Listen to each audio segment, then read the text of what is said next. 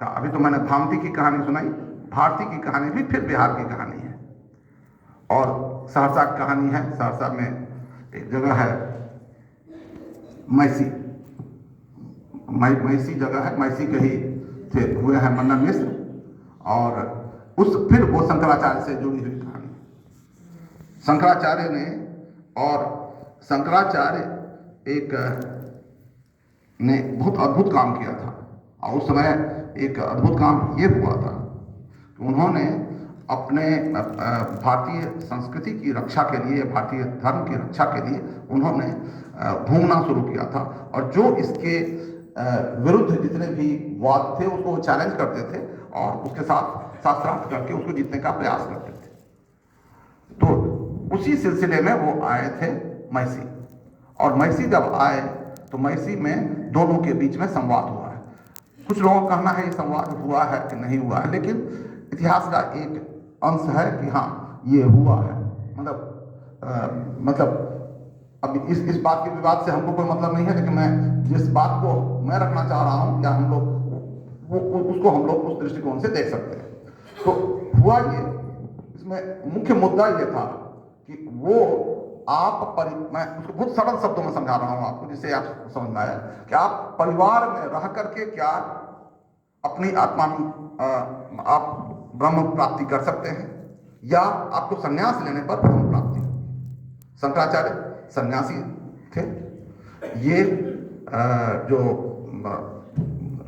जो मन्नन मिश्र थे वो तो ये थे, मन्नन मिश्र गृहस्थ थे। तो गृहस्थ होकर के क्या गृहस्थ जीवन में भी आप ब्रह्म की प्राप्ति कर सकते हैं? तो ये दोनों के बीच में यही दो बातों का संघर्ष था, दो विचारधाराओं का संघर्ष के बीच में डिबेट था। मैं समझता हूँ इस तरह का डिबेट हम लोग को भी ऑर्गेनाइज करना चाहिए, जिसको हमको समझना चाहिए कैसे होगा।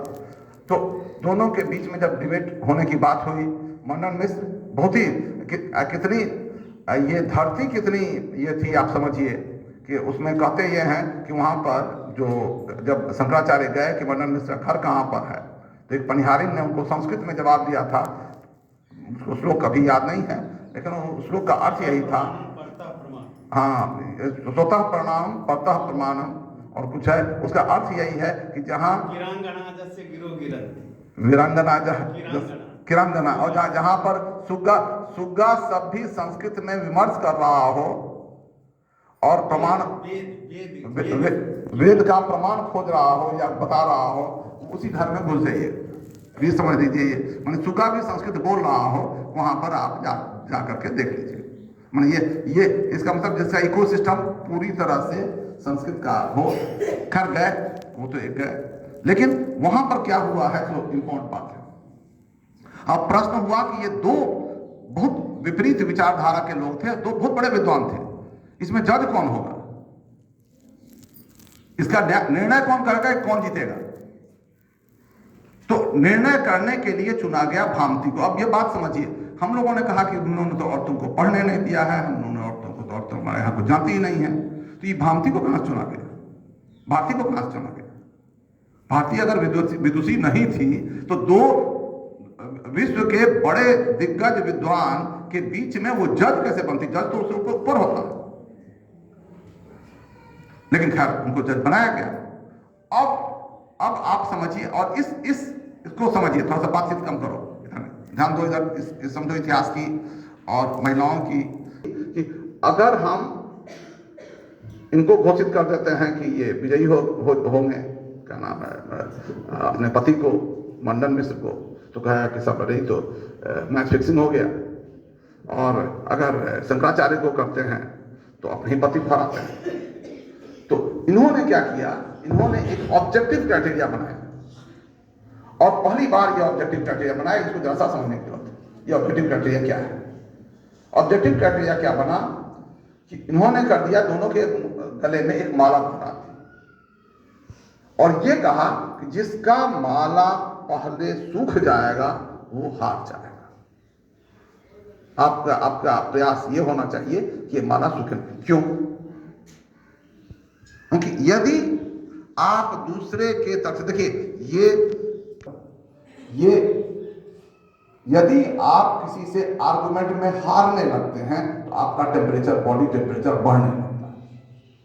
अब बॉडी टेम्परेचर बढ़ता है तो वो पहले सूख जाए। यही इस महिला की आप बुद्धि देखिए। इसके लिए जरूर ताली बजाने दो, ताली बजा रहे हैं, मैं समझता हूँ जरूर जाने चाहिए। उन्होंने ऐसा ऑब्जेक्टिव क्राइटेरिया बनाया जिससे कि वो इस डिलेमा से भी बच जाए, इस डिलेमा से भी बच जाए कि उनको कोई कहे कि ये पति का। बात आगे बढ़ी और ऐसा हुआ कि उनके पति के गले का ही माला पहले सूख गए। अब प्रश्न हुआ कि इनको घोषित करें कि इसको हार गए। अब देखिए इनका मिसाइल नंबर 2, एक मिसाइल तो उन्होंने पहले ही दिखा दिया कि इसको छोड़ करके, अब दूसरा मिसाइल सुनिए उन्होंने कहा कि अब तो ये हार जाएंगे, अगर इनके पति हार जाते हैं तो उनको संन्यास लेना पड़ेगा। दोनों के बीच में ही था, वो तो सन्यासी, वो तो कहे थे कि अगर आपको अब ब्रह्म ज्ञान प्राप्त करना है तो संन्यास ले लीजिए, तो घर छोड़ के चले जाएंगे। तो she was losing her husband. तो उन्होंने एक नया तीर छोड़ा।